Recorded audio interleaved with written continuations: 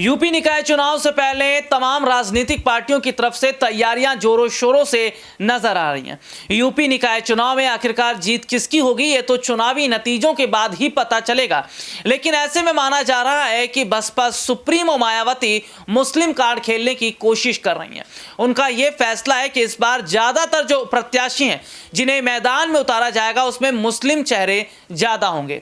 तो बसपा सुप्रीमो मायावती क्या मुस्लिमों पर दांव खेलकर यूपी निकाय चुनाव को जीतने के साथ साथ साल 2024 का जो लोकसभा चुनाव है और उत्तर प्रदेश में जो लोकसभा की सीटें हैं उस पर क्या बड़ा प्रभाव डालती नजर आएंगी। नमस्कार, मैं हूं राहुल शर्मा, आप देख रहे हैं SP9 न्यूज। स्वागत है आप सभी का आज की बड़ी खबर में। और बड़ी खबर की शुरुआत उत्तर प्रदेश के निकाय चुनाव से। जी हां, उत्तर प्रदेश की 2 सीटों पर होने वाले निकाय चुनाव से पहले स्वार और 96 ये दोनों सीटें काफी ज्यादा मायने रखती हैं। और इन दोनों सीटों को जीतने के लिए जहां एक और समाजवादी पार्टी जो है वो पूरी कोशिश कर रही, तो वहीं बीजेपी की तरफ से और बसपा की तरफ से भी अगर देखा जाए तो तैयारियां जोरों शोरों से नजर आ रही हैं।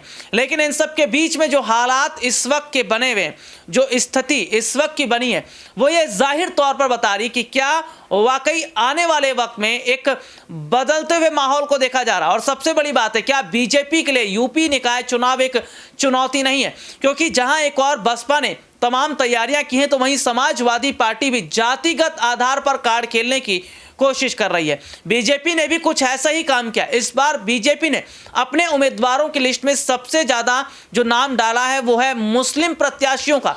और सीधे तौर पर क्या मुस्लिमों को मैदान में उतारकर बीजेपी भी इस पूरे खेल को पलटने का काम करेगी। लेकिन जिस तरीके से देखा जा रहा है कि बसपा सुप्रीमो मायावती एक बार फिर बीजेपी के साथ मिलकर पर्दे के पीछे रहकर अगर समर्थन करती हैं तो इस बार समाजवादी पार्टी को झटका लगता नजर आएगा। क्योंकि ये वही समाजवादी पार्टी है जिसने ये कहा था कि यूपी विधानसभा चुनाव के वक्त में बसपा ने बीजेपी को पर्दे के पीछे वोट किए, समर्थन किया, जिस वजह से यूपी विधानसभा चुनाव बीजेपी जीती। अब ऐसे में यह देखना होगा कि स्वार और 96 ये दोनों सीट कई मायनों में बीजेपी और सपा और बसपा के लिए अहमियत तो रखती हैं। लेकिन क्या इन सीटों पर हार और जीत से यह तय होगा कि यूपी की लोकसभा सीटों पर ज्यादा किसका दबदबा रहेगा? और क्या वाकई मायावती एक बार फिर बीजेपी के साथ हाथ मिलाकर काम करती हैं तो तस्वीर उत्तर प्रदेश की बदलती नजर आएगी।